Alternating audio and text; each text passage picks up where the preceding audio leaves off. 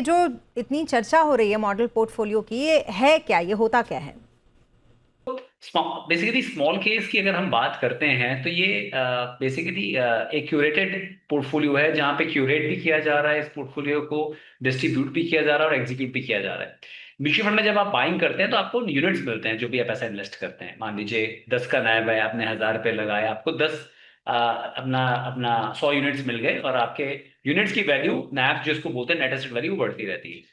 Small case में क्या होता है कि एक क्यूरेटेड पोर्टफोलियो है, एक थीम बेस हो सकता है, मिड कैप, स्मॉल कैप, या कोई सेक्टोरल थीम बेस हो सकता है। मान लीजिए डिफेंस का थीम है, एनर्जी का थीम है, मैन्युफैक्चरिंग का थीम थीम है। तो उसके हिसाब से वो पोर्टफोलियो जो है क्यूरेट करेगा, जो पोर्टफोलियो मैनेजर स्मॉल केस का है, जो एक से भी डिफाइंड मैनेजर्स होते हैं, ज्यादातर आरएएस होते हैं।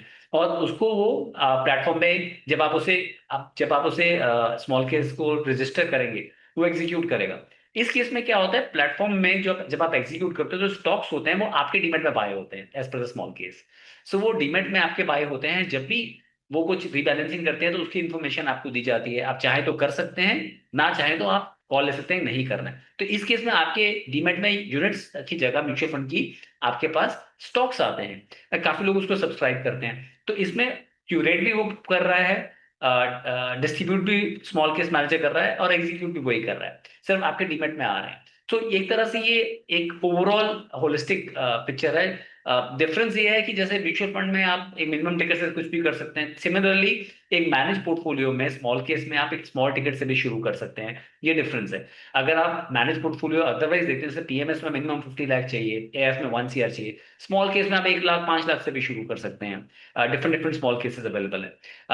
जो मॉडर्न पोर्टफोलियोज हैं आपके, वो एक एक रिसर्च एनालिस्ट के द्वारा डिफाइन किए हुए पोर्टफोलियोज हैं, जिनको आप सब्सक्राइब करते हैं as per SEBI rules and regulation.